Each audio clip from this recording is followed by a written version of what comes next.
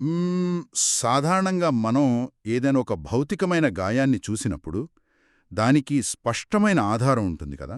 అంటే ఎవరికైనా చెయ్యి విరిగితే వెంటనే ఎక్స్రే తీస్తాం. అవును, వెంటనే సమస్య ఏంటో తెలుస్తుంది. కరెక్ట్. ఆ ఎక్స్రేలో ఎముక ఎక్కడ విరిగిందో, ఆ పగులెక్కడుందో ఆ తెల్లటి గీత ద్వారా స్పష్టంగా కనిపిస్తుంది. అప్పుడు డాక్టర్ ఆ ఎక్స్రేని చూపిస్తూ ఇదిగో ఇక్కడే సమస్య ఉంది అని ఖచ్చితంగా చెప్పేస్తారు. ఖచ్చితంగా. అదొక బైనరీ విధానమని చెప్పవచ్చు. అంటే ఎముక విరిగింది లేదా విరగలేదు, అందులో ఎటువంటి సందేహాలకు తావు ఉండదు. అవును, ట్రీట్మెంట్ ఎక్కడ చేయాలో ఈజీగా అర్థమవుతుంది. నిజమే. మనం ఎప్పుడూ ఇలా కంటికి కనిపించే విషయాల పట్ల ఎక్కువ నమ్మకంతో ఉంటాం. భౌతిక ప్రపంచంలో ప్రతి సమస్యకు ఒక కనిపించే మూలముంటుంది కాబట్టి. కానీ ఇక్కడ ఒక పెద్ద చిక్కుంది. మన ఆలోచనల విషయానికొస్తే, ముఖ్యంగా మనస్సులో ఏళ్ల తరబడి పేరుకుపోయిన ప్రతికూల ఆలోచనల గురించి మాట్లాడేటప్పుడు ఆ ఎక్స్రే మిషన్ ఏమాత్రం పనిచేయదు కదా. అస్సలు పనిచేయదు. ఎందుకంటే అది కంటికి కనిపించవు కదా.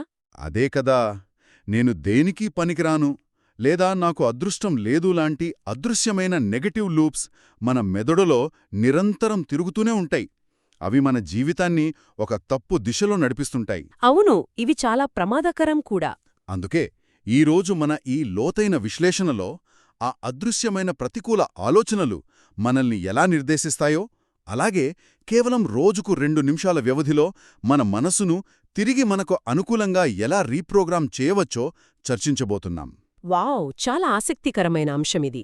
ఈరోజు మన ముందున్న ఆధారాలను బట్టి చూస్తే మన మానసిక స్థితిని మార్చుకోవడానికి ఉన్న అత్యంత శక్తివంతమైన పద్ధతుల్లో ఒకదాని గురించి స్పష్టంగా వివరించబడింది. అదే అఫర్మేషన్స్ కదా. ఖచ్చితంగా అదే ఎఫర్మేషన్స్, అంటే సానుకూల దృఢవాక్యాలు. ఇవి కేవలం గాలిలో కలిసిపోయే మాటలు కావు, లేదా ఏదో మాయాజాలం, అంతకంటే కాదు. అవి మన మానసిక స్థితిని నిజంగా ఎలా మారుస్తాయో విశ్లేషించడమే మన ప్రధాన లక్ష్యం. సరే, దీన్ని కాస్త విడమర్చి చూద్దాం. అసలు అఫర్మేషన్స్ అంటే ఏమిటి? మనకు మనం చెప్పుకునే చాలా సులభమైన సానుకూల వాక్యాలు అని ఒక సాధారణ నిర్వచనముంది. అవును, అదే బేసిక్ డెఫినేషన్. కాని ఆ చిన్న వాక్యాలను పదే పదే మనం చెప్పుకోవడం ద్వారా ఏళ్ల తరబడి మెదడులో పాతుకుపోయిన ప్రతికూల ఆలోచనలను పారద్రోళవచ్చు అని వినడానికి కాస్త అతిశయోక్తిగా అనిపించడం లేదు? అంటే ఆ సందేహం రావడం సహజమే. కాని అఫర్మేషన్స్ ఎలా వాడాలి అని తెలుసుకునే ముందు అసలు ఆ పదాలు మన వాస్తవికతను ఎలా మారుస్తాయో అర్థం చేసుకోవాలి. దాని వెనుకున్న సైన్స్ ఏంటంటారు? మనం పదే పదే ఏదైతే చెబుతామో మన మెదడు దానినే సత్యంగా నమ్ముతుంది. ఇది సైకాలజీలో చాలా బలమైన సూత్రం. ఉదాహరణకు, నాకు తగినంత సామర్థ్యం లేదు అని పదే పదే ఎవరైనా అనుకుంటే మెదడు దాన్నే ఫిక్స్ చేసుకుంటుందా? అవును, కొంతకాలానికి మెదడు దానినే ఒక తిరుగులేని వాస్తవంగా అంగీకరిస్తుంది. ఒక్క నిమిషం ఆగండి. ఇక్కడే నాకు కొంచెం సందేహం వస్తుంది. మనం ఏది పదే పదే చెబితే మెదడు అదే నమ్ముతుందంటారు కదా. చెప్పండి. అంటే ఒక వ్యక్తి రోజంతా సోఫాలో కూర్చుని టీవీ చూస్తూ నేను కోటీశ్వరుణ్ణి అని పదే పదే గొణుగుతుంటే మెదడు దాన్ని గుడ్డిగా నమ్మేస్తుందా? ఇది చాలామందికి వచ్చే డౌటే. అదే కదా, అది కేవలం ఒక పగటి కల లేదా ఒక భ్రమ అవుతుంది కదా. ఇందులో లాజికేముంది? ఇక్కడ ఆశ్చర్యపరిచే విషయమేమిటంటే, మీరు చెప్పింది ఒక రకంగా నిజమే. మెదడు గుడ్డిగా అసాధ్యమైన వాటిని నమ్మదు. కాని ఇక్కడే మనం అసలు సైన్స్ అర్థం చేసుకోవాలి. దీన్నే మనం న్యూరోప్లాస్టిసిటీ అంటాం.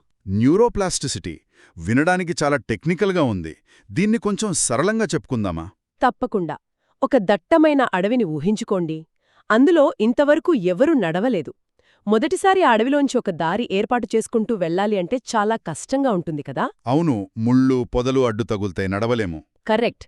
కానీ అదే దారిలో ప్రతిరోజు నడవడం ప్రారంభిస్తే ఏమవుతుంది? 10 రోజుల తర్వాత ఆ దారి కాస్త స్పష్టంగా కనిపిస్తుంది. నెల రోజుల తర్వాత అది ఒక సులభమైన కాలిబాటగా మారుతుంది.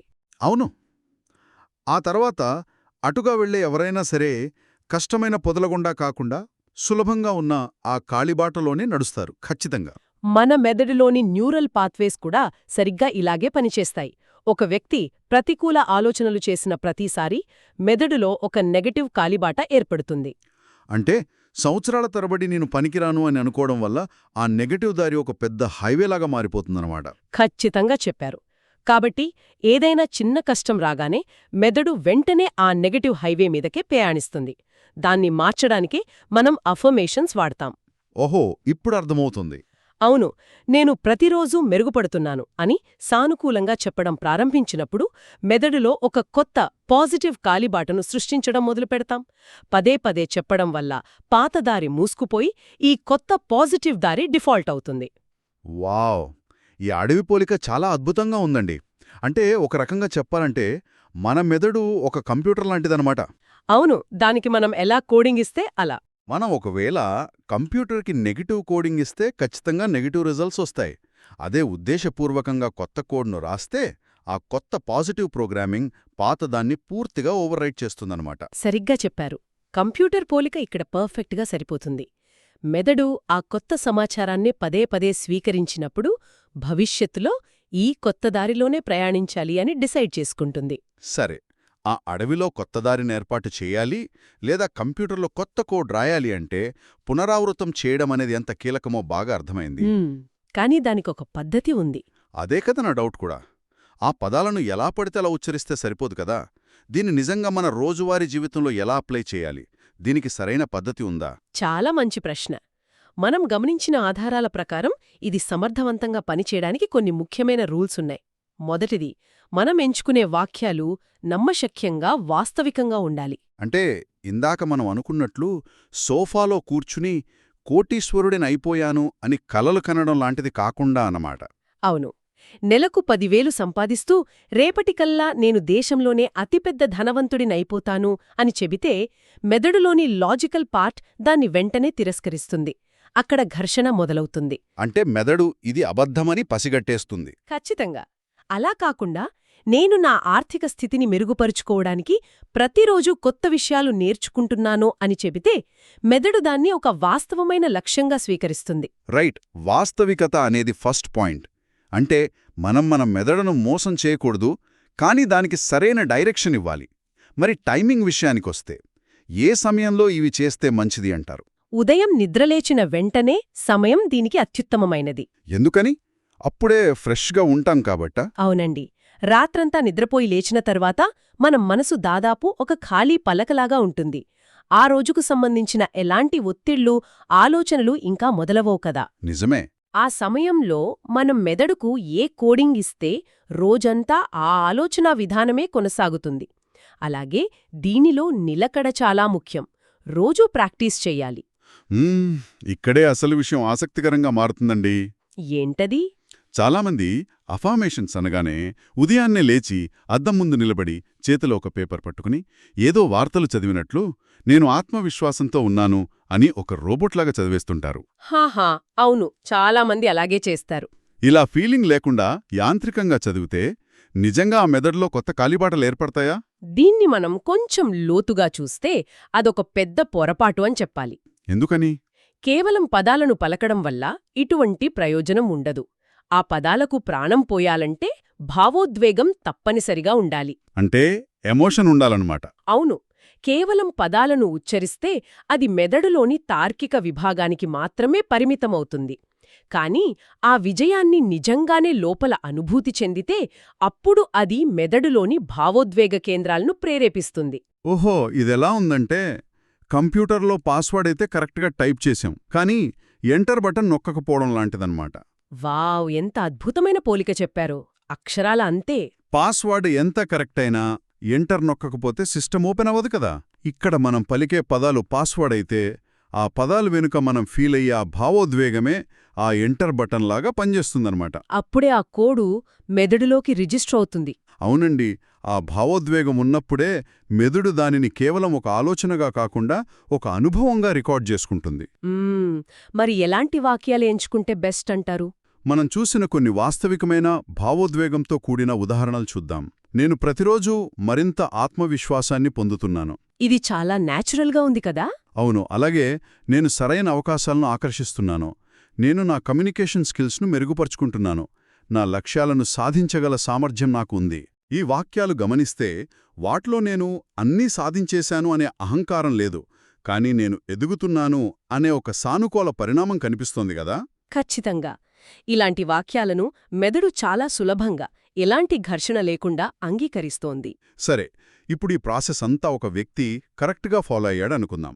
నమ్మశక్యమైన వాక్యాలను ఎంచుకున్నాడు, రోబోట్లాగా కాకుండా ఎంటర్ బటన్ నొక్కినట్లు ఫీలింగ్తో చెప్పాడు.